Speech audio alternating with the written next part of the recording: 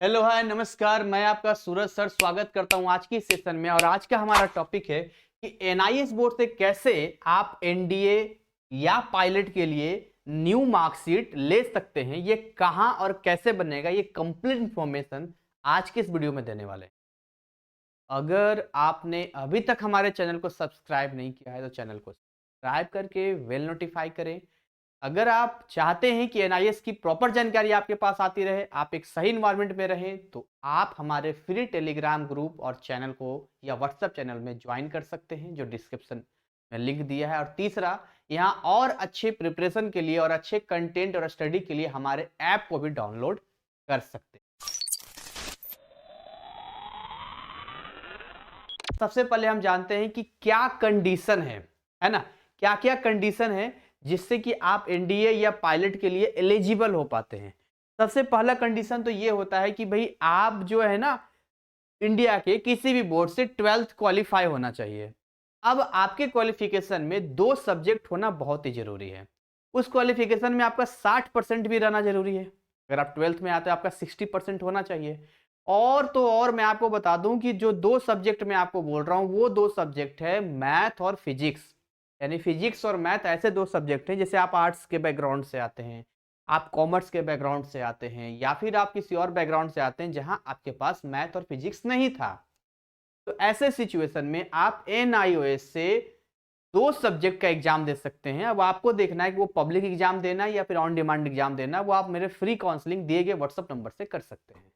तो जब आप ये डिसाइड करते हैं कि यार हमें जो है एनआईएस से अपने फिजिक्स और मैथ के लिए क्वालिफाई होना है, ताकि हम पायलट या एनडीए के लिए अपना एलिजिबिलिटी क्राइटेरिया पूरा कर सके, तो ऐसे सिचुएशन में आप पूरी तरह एलिजिबल हो जाते हैं। बट अगेन कंडीशन आता है कि ओवरऑल आपका जो 60% का मार्किंग स्कीम वो लेके चलते हैं।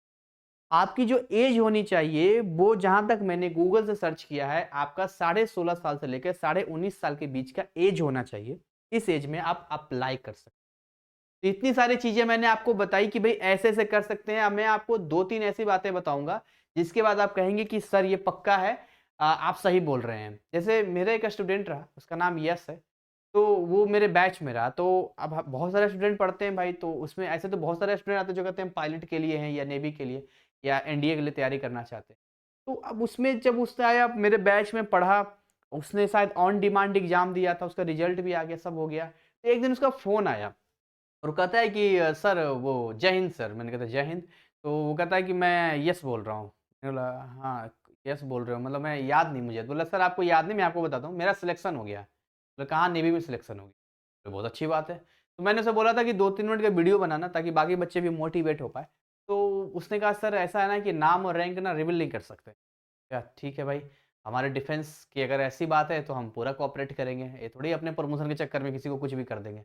तो बोला नंबर सेव कर लीजिए सर, कुछ भी हो मुझे याद कीजिएगा। तो हमने कहा नहीं बहुत अच्छी बात है, आप हमारे देश के लिए आगे बढ़े हैं और हम सैल्यूट करते हैं आप जैसे लोगों का, जो इतना हिम्मत और जिगरा रख के आप जो है देश के डिफेंस सिस्टम में जाते हैं और अपनी जान की मतलब परवाह किए बिना हम सभी की रक्षा करते हैं।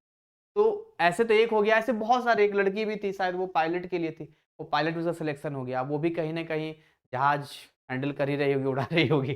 तो ऐसे करके जो विद्यार्थी हैं, जो हमसे हेल्प लेना चाहते हैं, हमसे चाहते हैं कि सर मैंने कभी फिजिक्स नहीं पढ़ा है, कभी मैथ मैंने नहीं पढ़ा है, तो हमारे व्हाट्सएप नंबर पे संपर्क कीजिए। हम आपको पूरा बेसिक से गाइड करेंगे, पूरी चीज़ें आपको बताएँगे कि ऐसे-ऐसे होता है, ये सारी चीज़ें जाती है, राइट?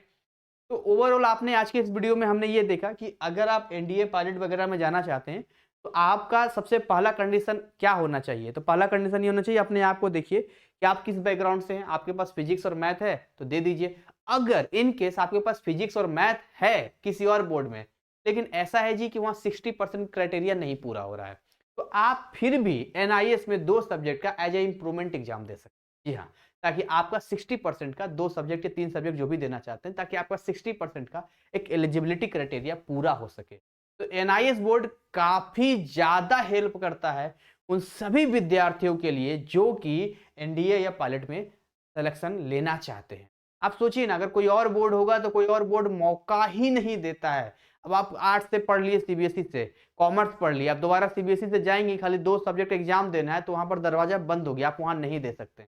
तो केवल एक ही सिस्टम आपके साथ खड़ा होता है, वो है एनआईओएस बोर्ड। तो जो लोग भी एनआईएस बोर्ड को हीन भावना से देखते हैं या कहते हैं इसकी वैल्यू नहीं है, ये नहीं है, वो नहीं है, ये तमाम तरह की भ्रांतियां, एक कुछ नहीं, एक मीथ है और कुछ नहीं है, इससे ज़्यादा कोई सच्चाई नहीं है। एनडीए में, पायलट में, यूपीएससी में, गवर्नमेंट जॉब में, अच्छे अच्छे यूनिवर्सिटी में, हर जगह ले रहा है। इवन एनआईएस जो है इंडिया के टॉप 3 बोर्ड्स में से एक है। ठीक है ना, आप इसी से अंदाजा लगा लो कि एनआईएस की वैल्यू और बाकी चीजें कितनी होगी। तो हम वीडियो को बेवजह ज्यादा लंबा नहीं खींचेंगे, हमारी शुभकामनाएं हमेशा आपके साथ है। आप तमाम लोगों का हम स्वागत करते हैं एनआईएस बोर्ड की दुनिया में।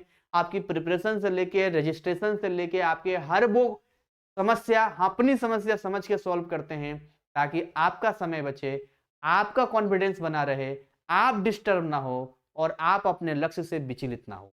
Thank you so much. हम मिलेंगे नए कंटेंट, नए अपडेट के साथ।